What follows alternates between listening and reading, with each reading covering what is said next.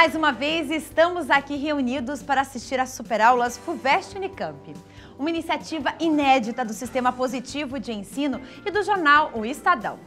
Todos os dias, até o dia 24 de novembro, o super time de professores do Positivo vai estar conosco, apresentando aulas temáticas importantes e questões dos vestibulares passados, da FUVEST e da Unicamp, que vão reforçar a sua preparação. Ao todo, são 56 aulas e hoje vamos assistir mais 2 superaulas. Vem aí o professor Carreira falando de linguagem figurada e variações linguísticas.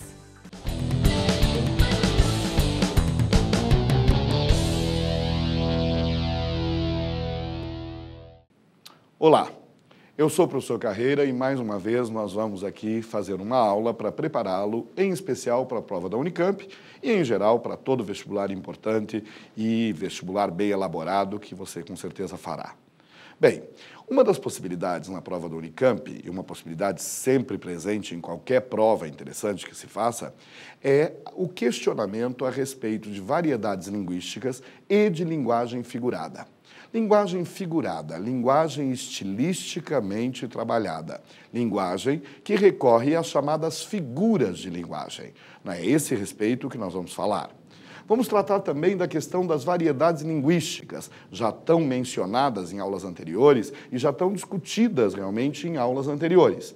De qualquer forma, voltamos à carga hoje com variedades linguísticas para demonstrar diferenças entre aquilo que é língua padrão e aquilo que se realiza na oralidade, aquilo que é de cunho mais culto e aquilo que é de cunho mais popular.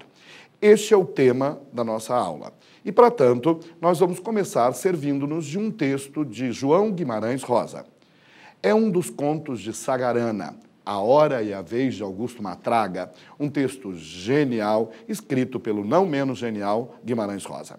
E quando se fala em linguagem e Guimarães Rosa, uma coisa lhe vem à mente de imediato. Como é a tal linguagem rosiana? Claro que você já ouviu falar que essa é uma linguagem ultra especial. E por que a linguagem rosiana é assim tão especial? É simples. Na verdade, ele parte do falar sertanejo, do falar do interior de Minas, do norte de Minas, do sul de Goiás, do sul da Bahia, para revitalizar essa linguagem sertaneja por meio de neologismos. Portanto, em pouquíssimas palavras, poderíamos dizer que a linguagem rosiana é o falar sertanejo recriado numa linguagem de invenção. E isso nós vamos poder perceber com uma certa tranquilidade nesse fragmento de A Hora e a Vez de Augusto Matraga. Assim, vejamos o texto. No conto A Hora e a Vez de Augusto Matraga, de Guimarães Rosa, o protagonista é um homem rude e cruel, o próprio Augusto Matraga, que sofre violenta surra de capangas inimigos e é abandonado como morto num brejo. Recolhido por um casal de matutos, Matraga passa por um lento e doloroso processo de recuperação, em meio ao qual recebe a visita de um padre, com quem ele estabelece o seguinte diálogo.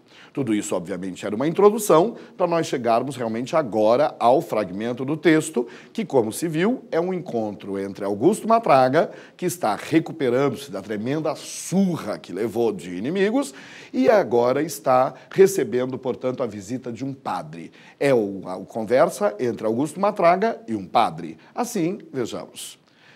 E pergunta ao Augusto Matraga: mas será que Deus vai ter pena de mim, com tanta ruindade que fiz e tendo nas costas tanto pecado mortal? Assim, Matraga perguntou ao padre se ele seria perdoado de seus muitos pecados. Vejamos o que responde o padre. Tem, meu filho, Deus mede a espora pela rédea e não tira o estribo do pé de arrependido nenhum. Sua vida foi entortada no verde, mas não fique triste, de modo nenhum, porque a tristeza é aboio de chamar demônio, e o reino do céu, que é o que vale, ninguém tira de sua algibeira, desde que você esteja com a graça de Deus, que ele não regateia nenhum coração contrito.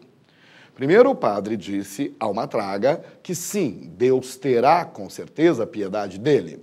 Deus mede a espora pela rédea e não tira o estribo do pé de arrependido nenhum. Ora, o que isso quer dizer?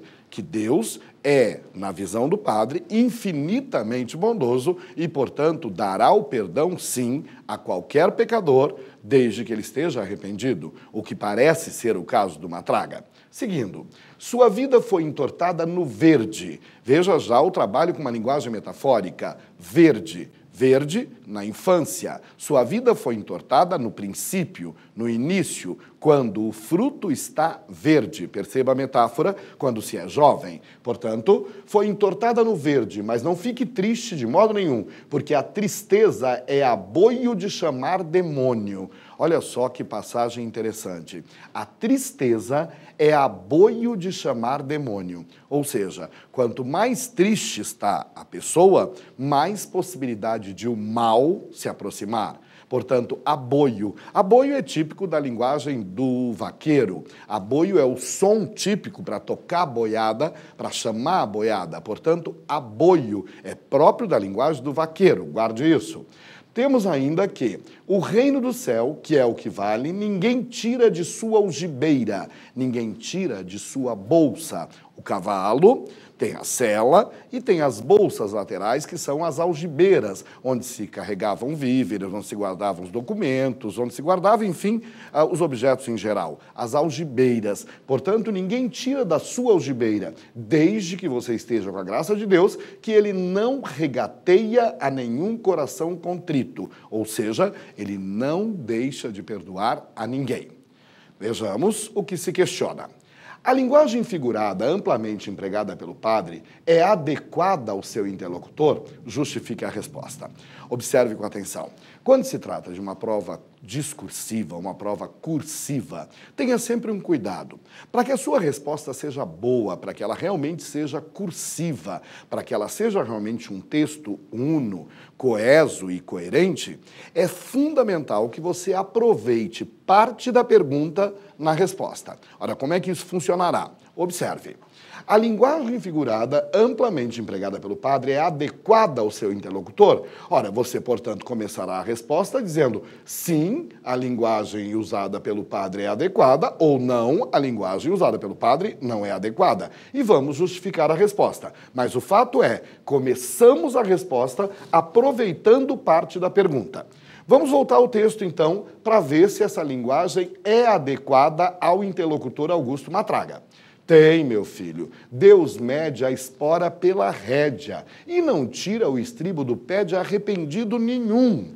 Sua vida foi entortada no verde, mas não fique triste de modo nenhum, porque a tristeza é aboio de chamar demônio, e o reino do céu, que é o que vale, ninguém tira da sua algibeira, desde que você esteja com a graça de Deus, que ele não regateia nenhum coração contrito.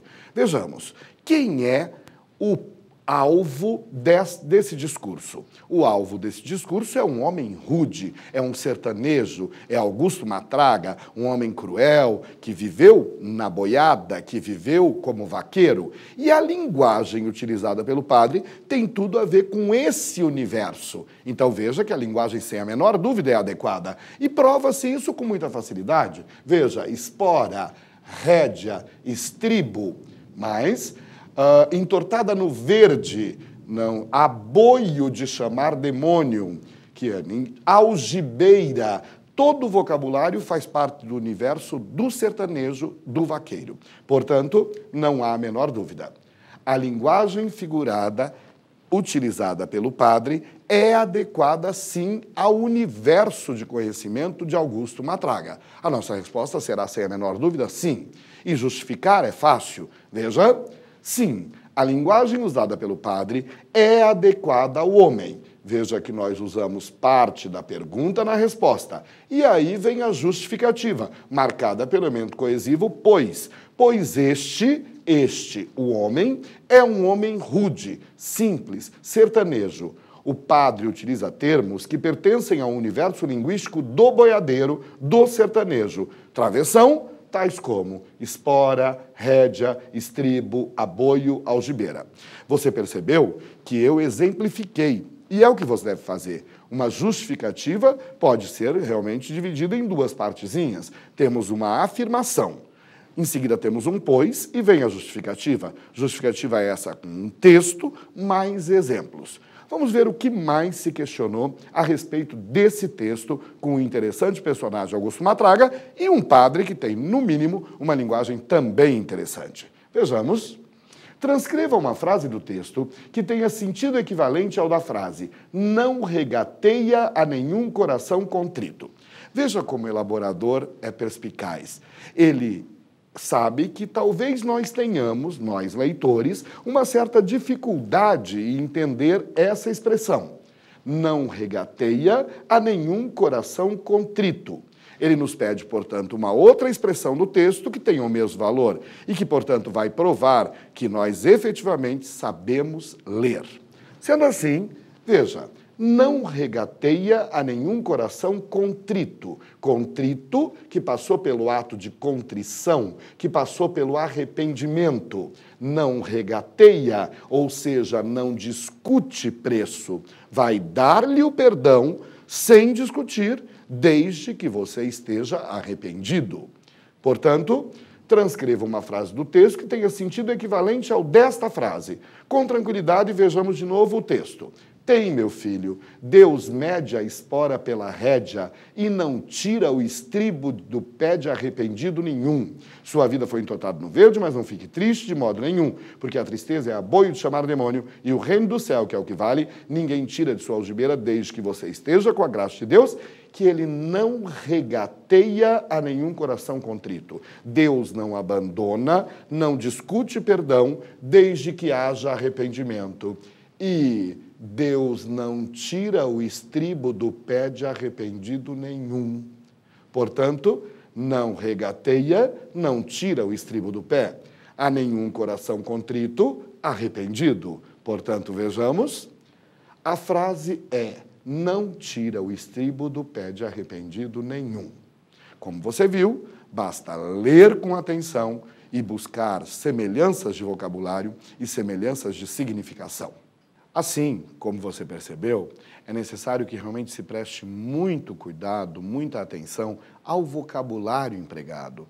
Obviamente, neste exercício que nós acabamos de resolver, veja que era importante perceber que a linguagem pertencia ao universo do vaqueiro, do boiadeiro, do sertanejo, como, aliás, só ia acontecer na obra de Guimarães Rosa. Ou seja, é necessário que você domine não apenas a linguagem, mas sim os códigos que envolvem essa linguagem, ok? Por exemplo, partimos da linguagem do vaqueiro, do sertanejo, e vamos para um polo extremamente oposto. Vamos à linguagem técnica típica da economia. Mais um texto no qual o articulista vai falar a respeito da questão econômica. E ainda assim, nós vamos observar características típicas de linguagem. Observe esse novo texto. O texto FMI vem aí, Viva o FMI, do articulista Luiz Nassif, está redigido no português culto, característico do jornalismo, e contém, inclusive, um bom número de expressões típicas da linguagem dos economistas. Veja, os códigos dos quais eu falava, não é? Típica do economista. Mas desequilíbrio conjuntural, royalties, produtos primários, política cambial. No entanto, olha a força da oposição, mas, porém, no entanto, contém também termos ou expressões informais, como, por exemplo, na seguinte frase: há um ou outro caso de mudanças estruturais no mundo que deixa os países com a brocha na mão. Com a brocha na mão, com quem está pedindo o tempo todo. Portanto, com a brocha na mão é uma linguagem informal, absolutamente informal. Vamos ler o trecho do artigo, que é parte de um artigo maior, obviamente, e vamos responder às questões pertinentes, ok? Vejamos o texto. Países já chegam ao FMI com todos esses impasses. Denotada a incapacidade de suas elites chegarem a fórmulas consensuais para enfrentar a crise, mesmo porque essas fórmulas implicam prejuízos aos interesses de alguns grupos poderosos.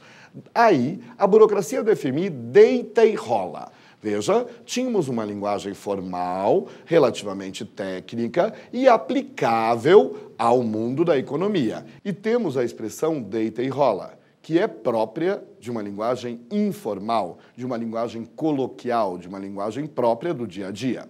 Há, em geral, economistas especializados em determinadas regiões do globo, mas, na maioria das vezes, as fórmulas aplicadas aos países são homogêneas, burocráticas, de quem está por cima da carne seca. Veja, vínhamos de novo com uma linguagem relativamente formal e, em seguida, uma marca de informalidade de novo, estar por cima da carne seca, e não quer saber de limitações de ordem política ou social.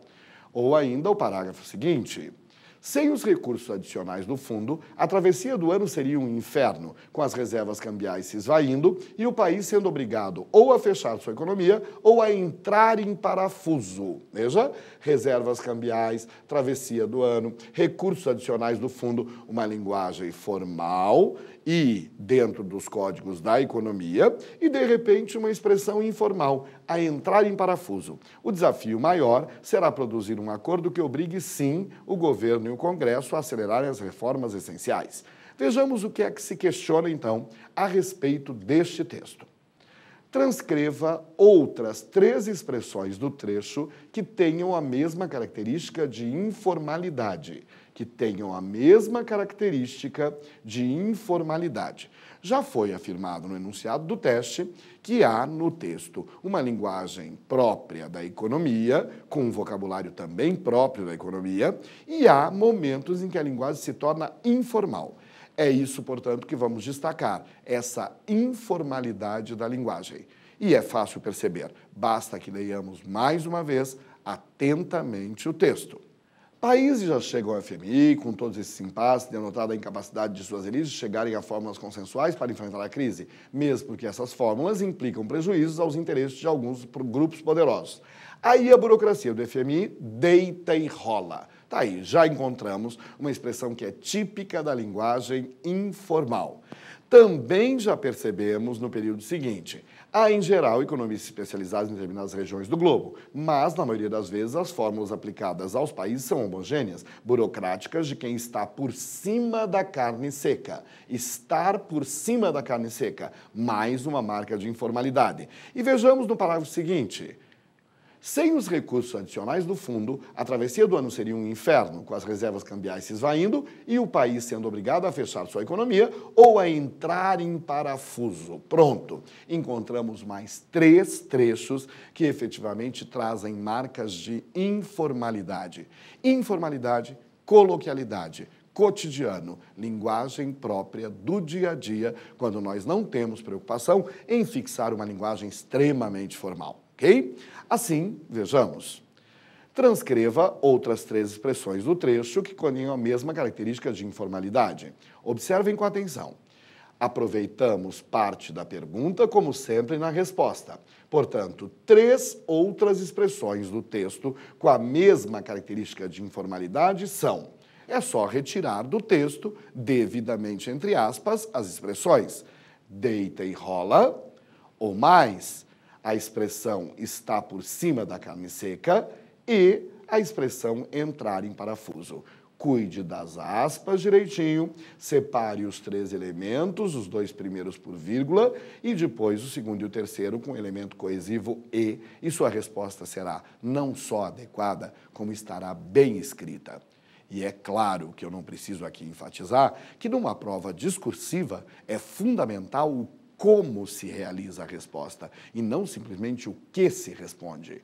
Se fosse para importar apenas o que se responde, a prova seria objetiva. Você tem que mostrar, portanto, o seu poder de redação. E aí, lembre-se do nosso truquezinho. Aproveite parte da pergunta na resposta e sua resposta terá uma qualidade maior, ok? Temos uma segunda questão ainda a respeito do mesmo texto. Substitua as referidas expressões por outras típicas da linguagem formal. Vejamos. A primeira expressão que nos interessava era a burocracia do FMI deita e rola. O que é deitar e rolar? Ele chegou na festa, havia muita cerveja, ele deitou e rolou. Ele desfrutou, ele aproveitou, ele fez o que bem quis. Ele agiu exatamente como lhe mandava seu bel prazer. Isso é deitar e rolar, e todos nós conhecemos a expressão do dia a dia. Portanto, temos sim uma maneira formal de mostrar isso. Ou seja, diríamos, a burocracia do FMI deita e rola, faz o que bem quer. faz e desfaz, faz o que bem entende. Assim, você pode perceber que é relativamente tranquilo esse tipo de teste. Ele pede, na verdade, uma tradução na mesma língua. Tradução na mesma língua? Parece-lhe estranho? Não, não é. Na verdade, partimos de uma linguagem informal, com sua graça, com sua liberdade própria do dia a dia, própria do cotidiano, e passamos para uma linguagem mais formal, uma linguagem mais elaborada, uma linguagem mais próxima daquilo que se costuma chamar de gramática normativa ou de português padrão. Vejamos a continuação da questão. Afinal, eram 3 expressões. Vejamos, portanto, a segunda. A segunda expressão era de quem está por cima da carne seca e não quer saber de limitações de ordem política ou social. Assim, o que é estar por cima da carne seca? Já discutimos. É estar em situação privilegiada, estar em uma posição de quem tem todos os poderes. Isso é estar por cima da carne seca. Portanto, resolvida mais uma questão. E temos uma terceira parte. Vejamos. Sem os recursos adicionais do fundo, a travessia do ano seria um inferno, com as reservas cambiais se esvaindo e o país sendo obrigado a fechar sua economia ou a entrar em parafuso. O que é entrar em parafuso? Okay? É, mais uma vez, necessário que nós transformemos a linguagem, portanto, especial, neste caso, elaborada estilisticamente, entrar em parafuso, dar-se mal, e vamos buscar, portanto, expressões similares numa linguagem mais formal, que traga o mesmo conteúdo numa linguagem menos marcada pela oralidade, como é a expressão entrar em parafuso. E assim poderia ser entrar em crise, entrar em colapso ou a viver uma profunda crise. Veja que há variantes, mas tínhamos que falar em crise, tínhamos que falar em colapso, porque é isso que significa entrar em parafuso. É isso. Saber ler é saber dominar os códigos que nos cercam. É saber perceber que a língua é apenas a marca especial de determinada forma de vivência. Uma vivência cotidiana, informal, pede uma linguagem também informal, também coloquial. Em dados momentos, a linguagem se formaliza, aproxima-se, portanto, da linguagem padrão. E é claro também que quando se trata de linguagem figurada, de linguagem estilisticamente trabalhada, de linguagem própria de um certo grau de sofisticação, está se falando da linguagem poética. A linguagem poética, por si só, já é mais bem elaborada, já é uma linguagem estilisticamente trabalhada. E também para ela, você deve estar bem preparado. Afinal, você sabe que, acima de tudo, o bom leitor é aquele que domina os códigos da linguagem, que domina os códigos do conhecimento e que também sabe ler toda e qualquer linguagem. Portanto, não tenha medo dos poemas. Vamos a ele. Um poema belíssimo que vamos ler juntos. Observe. De Cecília Meirelles, Mulher ao Espelho. Hoje, que eu seja esta ou aquela, pouco me importa. Quero apenas parecer bela, pois seja qual for, estou morta. Mais que nunca, as mulheres têm uma preocupação enorme com a aparência. E é disso que trata o eu lírico neste poema. Veja, ela diz estar morta, mas isso obviamente é metáfora. Pode ser que ela esteja velha, acabada, e por isso se diz morta. Ler um poema é levantar hipóteses sobre aquilo que pensou ou sobre aquilo que divagou o poeta. Portanto, vejamos, o eu lírico diz: hoje que seja esta ou aquela, pouco me importa. Eu quero apenas parecer bela. O fundamental é parecer bela, pois seja como for, seja qual for, estou morta. Já fui loura, já fui morena, já fui Margarida e Beatriz, já fui Maria e Madalena, só não pude ser como quis. Olha que beleza de estrofe. Olha só, olha a riqueza que há por trás disso. Já fui loura, já fui morena. A mulher é dada essa possibilidade de mudar o cabelo e, quiçá, ao mudar a cor do cabelo, mudar de personalidade. A loura, a femme fatale, a morena, a mulher mais recatada, às vezes. O fato é que o cabelo pode ser determinante, a cor do cabelo pode ser determinante. Por isso é importante, no contexto deste poema, fui loura, fui morena, fui Margarida e fui Beatriz. Já fui várias mulheres pela vida fora. E, acima de tudo, já fui Maria e Madalena. Maria, normalmente o que é que lhe ocorre? Ora, no mundo cristão, Maria nos leva a Nossa Senhora, a Santa, a Virgem, e Madalena, exatamente o seu oposto no comportamento moral, digamos assim. Portanto, não tenha medo das palavras na hora da compreensão. Quando se diz já fui Maria e já fui Madalena, ora, o que se diz é já fui santa e já fui puta. Perdão, prostituta? Não, já fui puta. Pois só não pude ser como quis. A ressalva talvez é a mais triste. Ela já foi de tudo nessa vida, só não conseguiu ser aquilo que queria ser. Ela foi aquilo que quiseram que ela fosse. Continuemos. Que mal faz esta cor fingida do meu cabelo e do meu rosto, se tudo é tinta, o mundo, a vida, o contentamento, o desgosto?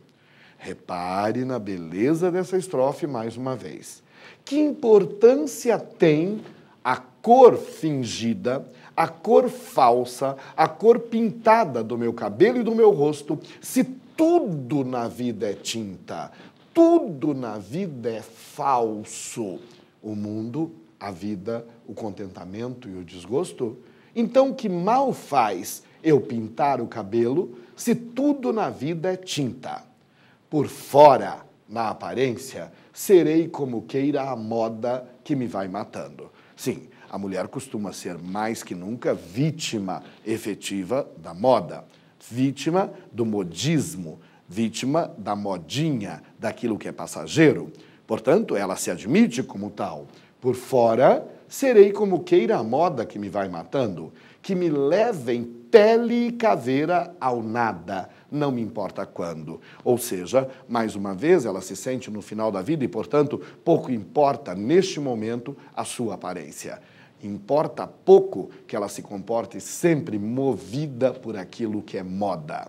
Vejamos mais um trecho. Mas quem viu tão dilacerados olhos, braços e sonhos seus, e morreu pelos seus pecados, falará com Deus. Mais uma vez, preste atenção ao elemento de oposição. A coesão aqui se dá por meio de uma adversativa, mas. Na vida terrena, eu sou aquilo que quiseram que eu fosse. Tinta, aparência, moda, modismo, mas, e vem o outro lado da moeda, portanto, quem viu tão dilacerados olhos, braços e sonhos seus, quem viveu a dilaceração, quem viveu o tempo passando e levando a beleza, levando a juventude, e quem morreu pelos seus pecados, este sim falará com Deus. Está se falando do juízo ao qual se acredita no mundo cristão. Todos nós estaríamos sujeitos ao final da vida terrena.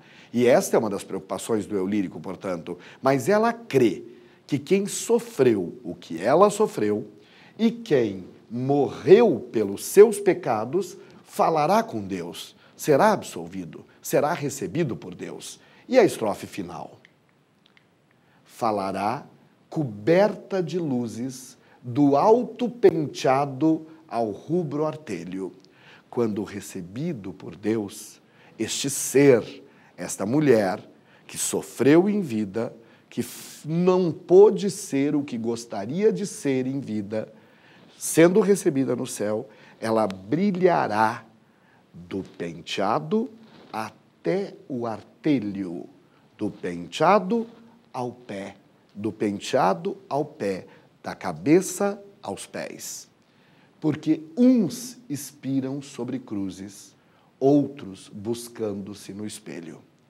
Ela brilhará quando a morte chegar, porque ela era daquelas que brilhava no espelho. Alguns, portanto, morrem em cruzes, outros olhando-se no espelho. Muito bem, vejamos o que é que será questionado a respeito do bonito poema de Cecília Meirelles. O uso de palavras e expressões cotidianas nesse texto é carregado de sentido simbólico. Como eu disse, em poesia isso é comuníssimo, sentido simbólico. As palavras ganham uma nova carga de emoções e uma nova carga de significado, o que acaba por nos dar uma emoção maior. Assim, uma expressão utilizada no poema possui um sentido correspondente ao da expressão da cabeça aos pés. Ora, há pouco, mesmo sem querer, eu acabei gesticulando e acabei lhe dando, portanto, a resolução da questão. Assim, nós sabemos em que estrofe isso se encontra. Falará, coberta de luzes, do alto penteado ao rubro artelho. Do alto penteado ao rubro artelho, do alto penteado da cabeça ao rubro artelho, dedo do pé. Portanto, da cabeça aos pés. Assim, resposta. Aproveite sempre parte da pergunta. Uma expressão utilizada no poema, portanto, a expressão é do alto penteado ao rubro artelho. Mais uma vez, nós sabemos ler. E quando se trata de poesia, dê um pouquinho de asas à sua imaginação e perceba que é possível levantar hipóteses sobre aquilo que nos diz o poeta, sobre aquilo que ele pretende transmitir por meio desse eu lírico que nos fala, como é o caso desse eu lírico feminino, lamentando a sua vida e desejando, na vida eterna, por que não? Desejando que haja brilho, porque alguns morrem na cruz, mas não todos. Outros morrem olhando-se no espelho. Vaidade? Não sei. Reflexão? Uma boa pedida. Adiante. Na terceira estrofe, o substantivo tinta se refere a uma expressão que o antecede. Transcreva essa expressão e indique a conotação que o substantivo tinta adquire no texto. Vamos, portanto, à terceira estrofe. Que mal faz esta cor fingida do meu cabelo e do meu rosto, se tudo é tinta, o mundo, a vida, o contentamento, o desgosto? Qual é a expressão, pergunta-se, que equivale à palavra tinta? Claro que você percebe com a maior tranquilidade. Tinta, cor. Tinta, cor fingida. Portanto, a expressão que repete a ideia de tinta é esta cor fingida. Assim, vejamos, além de fazer essa citação, devemos explicá-la. Portanto, o substantivo tinta refere-se à expressão esta cor fingida. Expressão, não me dê apenas a palavra cor, mas esta cor fingida. O substantivo tinta conota falsidade, mentira, aparência apenas. O que já tinha ficado cabalmente demonstrado na nossa leitura. É a grande Cecília Meirelles, é a grande poesia, é a poesia da melhor qualidade. E é você, acima de tudo, provando que você sabe ler toda e qualquer linguagem. Poemas, texto em prosa, artigos de economia, Guimarães Rosa e toda a infinita gama textual que existe por esse mundo afora. Leia de tudo, sempre, e procure selecionar aquilo que vai lhe fazer um ser mais rico em vivências e mais rico até em linguagem. Meu abraço e sucesso!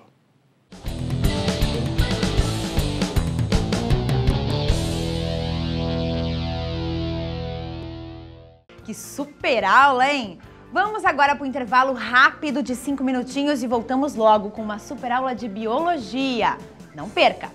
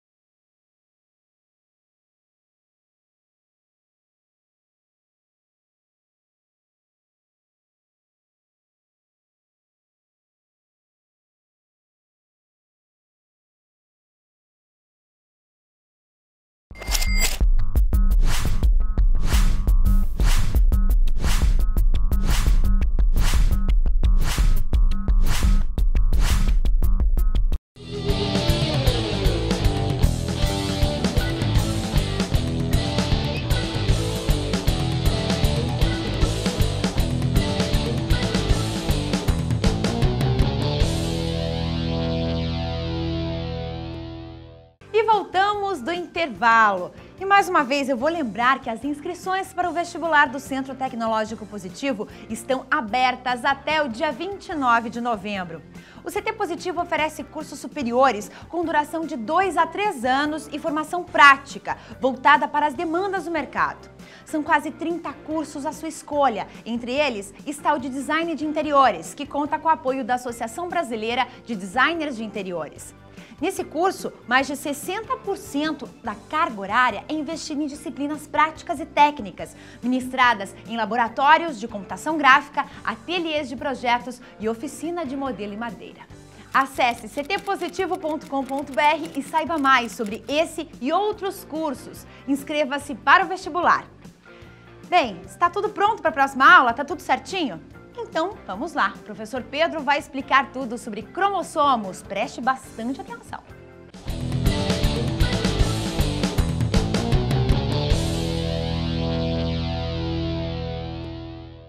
Olá, tudo bem? Hoje, mais uma vez, eu e você estaremos juntos para revisar alguns conteúdos de biologia. E hoje, olha o assunto que foi escolhido. Um assunto clássico para o vestibular, ou seja, os cromossomos. Importantíssimo para as principais provas que vem vindo por aí, tá ok? Então vamos recordar primeiro o que é um cromossomo. Dê uma olhada na tela.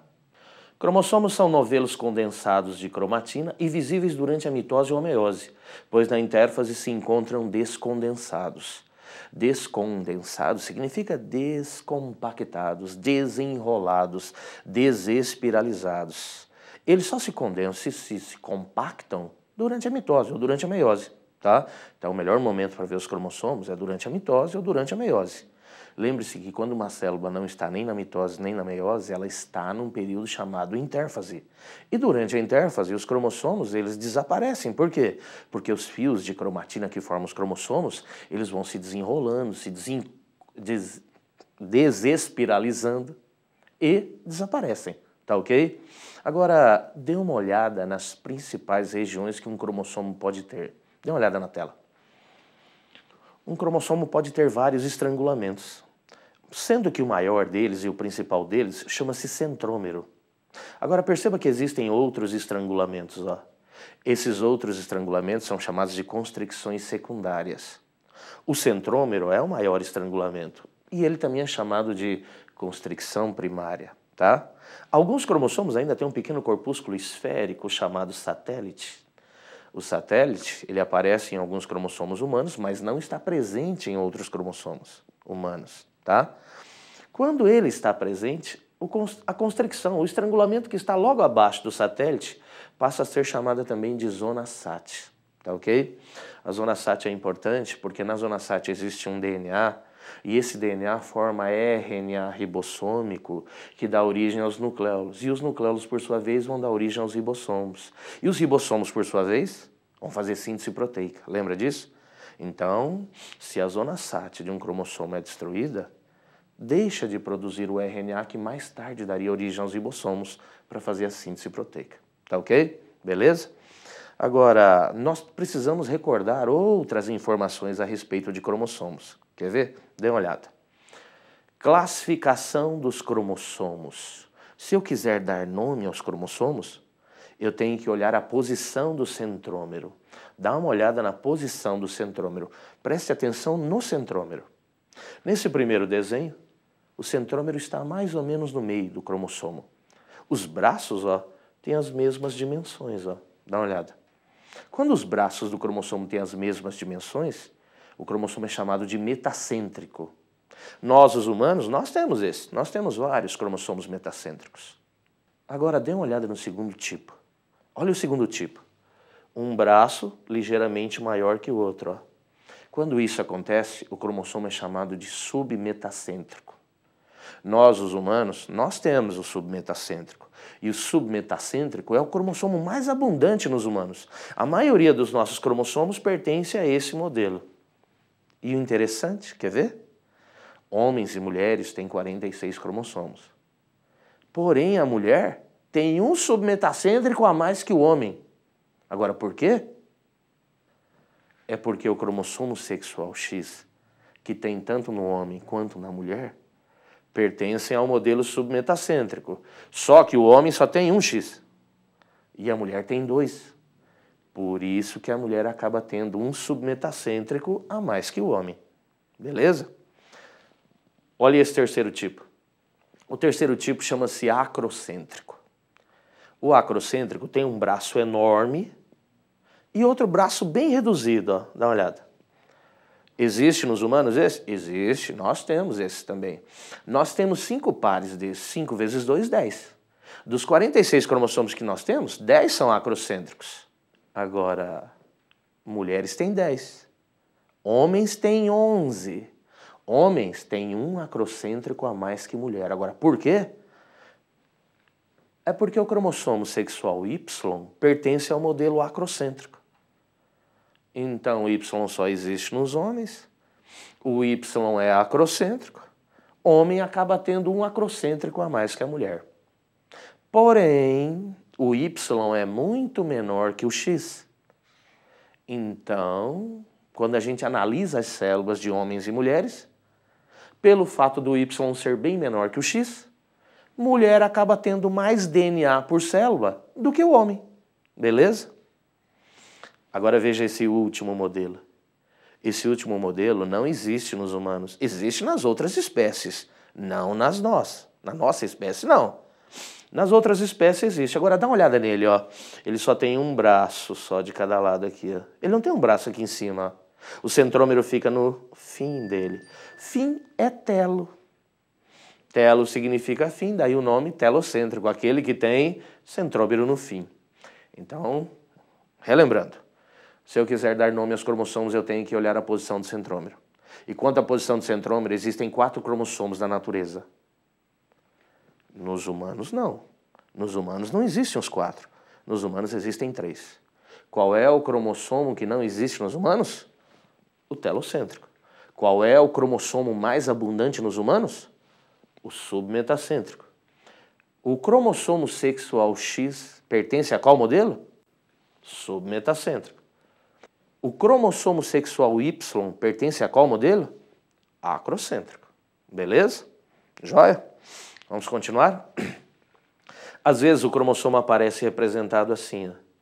E às vezes, dependendo da questão que a gente vai fazer no vestibular ou nas provas do vestibular, a gente vê cromossomo assim, ó. Então agora dê uma olhada. Este cromossomo se transforma neste, ó.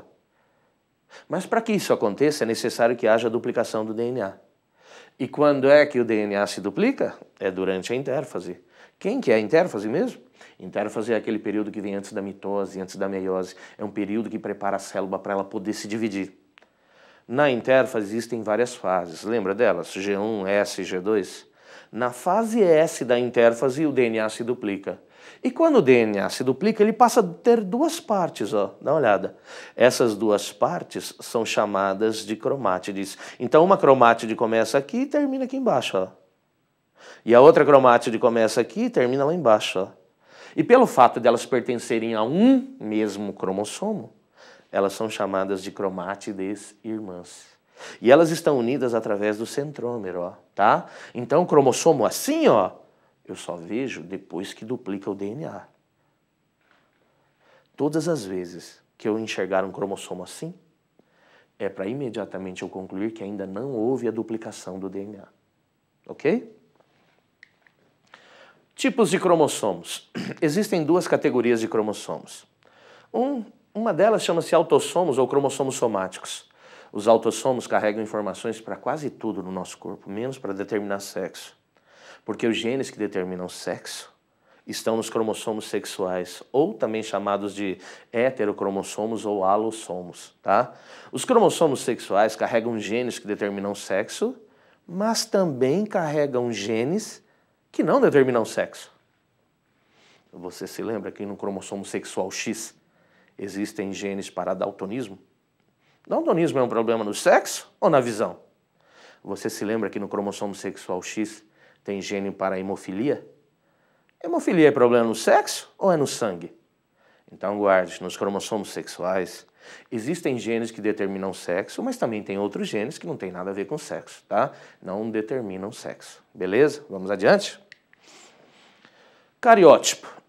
Cariótipo é o conjunto de informações a respeito da forma, do tamanho, do número de cromossomos de uma célula. Quando você descreve os cromossomos de uma célula, você está fazendo o cariótipo, tá? Então é dizer se ele é metacêntrico, submetacêntrico, acrocêntrico, telocêntrico. É você dizer se ele tem satélite ou não, entende? É você descrever o cromossomo dizendo se ele é pequeno, médio ou grande. Quando você descreve um cromossomo, você está fazendo o cariótipo. Agora, não confunda com genoma. Genoma é quando você pega um cromossomo de cada par. Quando você pegar só um cromossomo de cada par, você está pegando um cromossomo de todos os pares, é? Então você faz um lote que é a metade de cada par. Metade em latim é haplo. Por isso que quando você pega só um cromossomo de cada par, você está fazendo um lote haploide. Lote haploide é pegar um cromossomo de cada par. E quando você pega um cromossomo de cada par, você faz aquilo que os cientistas chamam genoma. Um genoma é um lote haploide de cromossomos de uma célula. Beleza? Daqui um pouquinho eu vou voltar a falar sobre genoma. Beleza? Aqui está um mapa. Esse mapa dos cromossomos humanos chama-se cariograma. É uma convenção internacional. Em qualquer lugar do mundo onde você for estudar os cromossomos humanos, eles são classificados assim. Agora, vamos relembrar algumas informações desse mapa? Primeiro, os cromossomos são classificados dos maiores para os menores. Ó. O maior cromossomo humano é o número 1. E o menor é esse daqui, ó, é o Y. Certo? Beleza? Agora, do par número 1, ó, par 1, 2, 3, 4, 5, 6, até o par número 22, todos os cromossomos são chamados de autossomos. Só o par 23 é que não é autossomo. Ó. O par 23 é um par sexual. Se você for uma mulher, você vai ter 2X. Se você for um homem, você terá um X e um Y. Beleza? Tá ok? Os grupos são identificados com letras do alfabeto ou com algarismos romanos. Ó. Esse é o grupo A ou grupo número 1, esse é o grupo B e assim vai. Grupo C, grupo D, grupo E, grupo F, grupo G. Vai de A até G, então são 7 grupos. O projeto Genoma, recentemente, ele pegou um cromossomo de cada par para estudar. E o que ele fez? Ele descobriu a sequência das bases nitrogenadas em um cromossomo de cada par. Por que não precisava ler os 2 de cada par? Por quê? Os 2 carregam genes para as mesmas características. Se você tivesse lido os 2 de cada par, você teria lido 2 vezes a mesma coisa. Entendeu? Então o projeto Genoma só pega um cromossomo de cada par. Beleza? Só estuda um cromossomo de cada par. E lembre-se, isso aqui chama-se cariograma, é um mapa. Se um médico pedir para você fazer isso, é porque o médico está desconfiado que tem algum erro nos cromossomos. Esse erro pode ser numérico, pode ser cromossomos a mais ou cromossomos a menos, ou ainda pode ser erro estrutural. Pode ser que o cromossomo perdeu um pedaço, ganhou um pedaço de outro cromossomo, tá?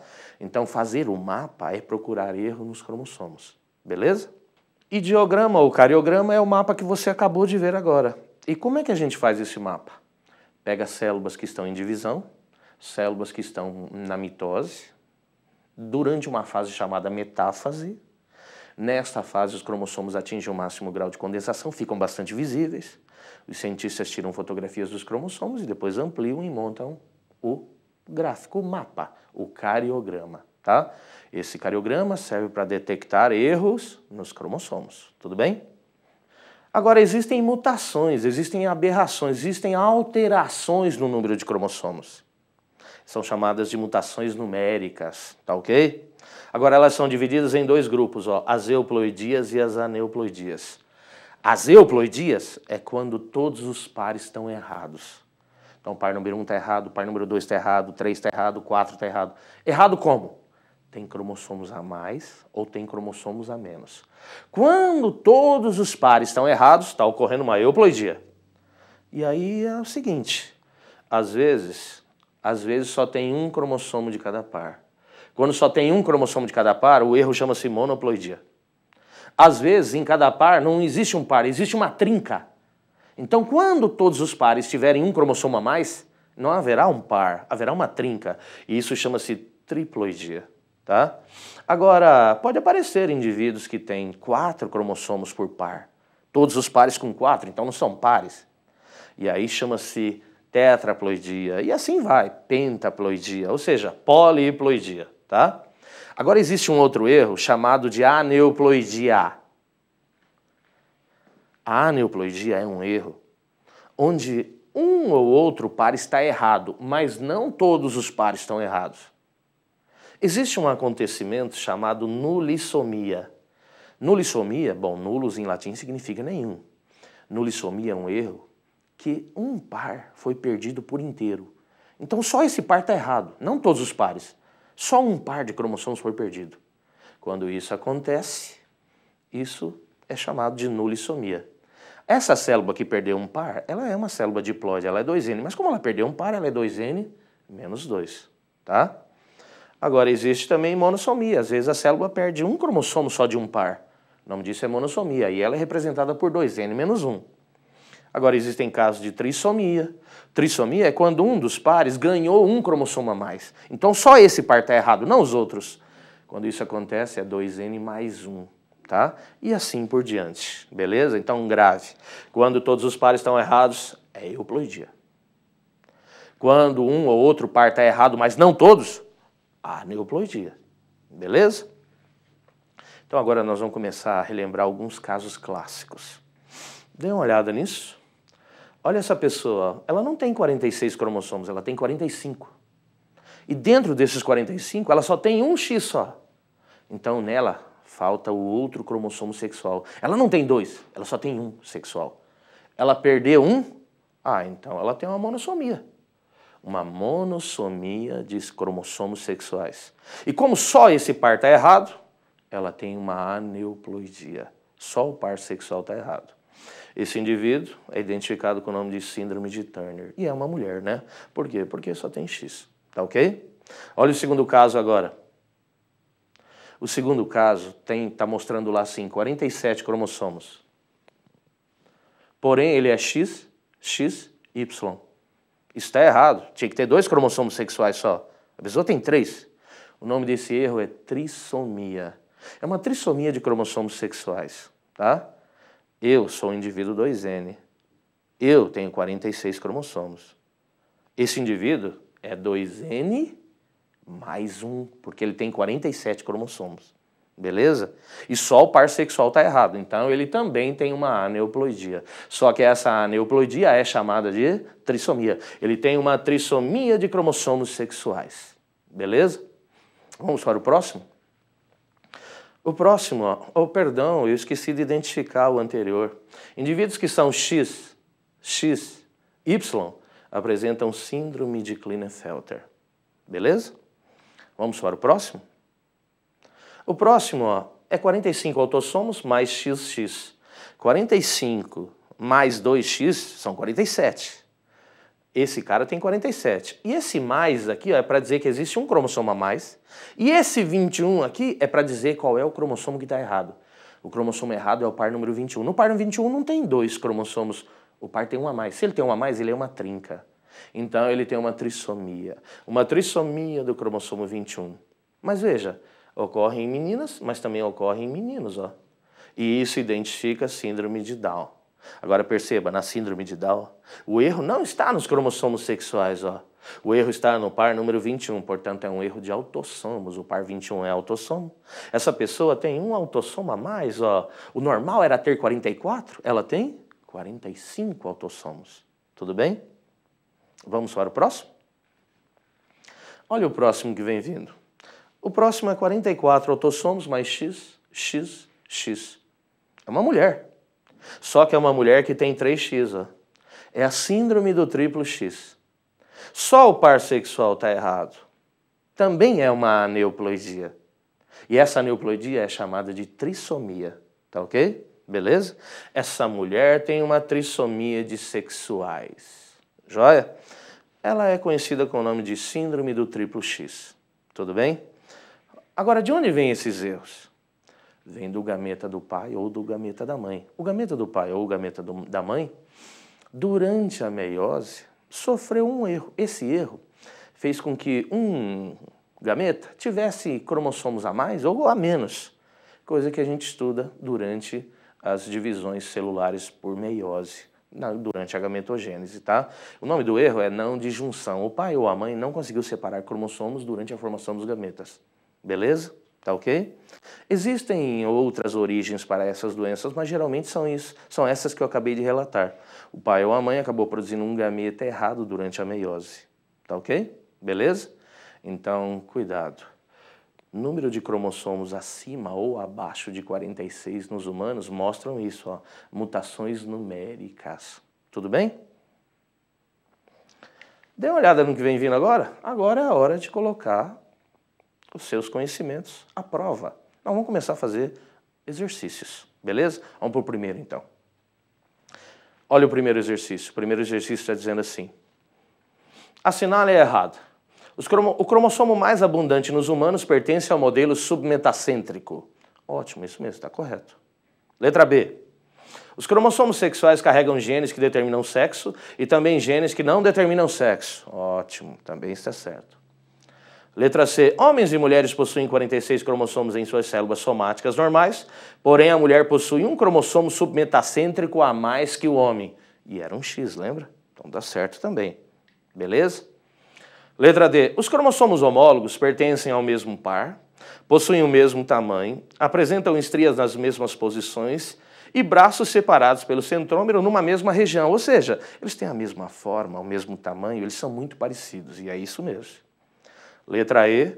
Nas células somáticas normais, homens e mulheres possuem 46 cromossomos, porém a mulher possui menor quantidade de DNA por célula. Pessoal, lembra que o X é maior que o Y? Então é o seguinte, se o X é maior que o Y, a mulher tem mais DNA que o homem, então o gabarito é a letra E. Tá ok? Beleza? Revisou? Relembrou a matéria? Por hoje a gente fica por aqui, mas você continua estudando, continua revisando. Por quê? Porque as provas vêm vindo. E a gente se encontra em breve. Até lá!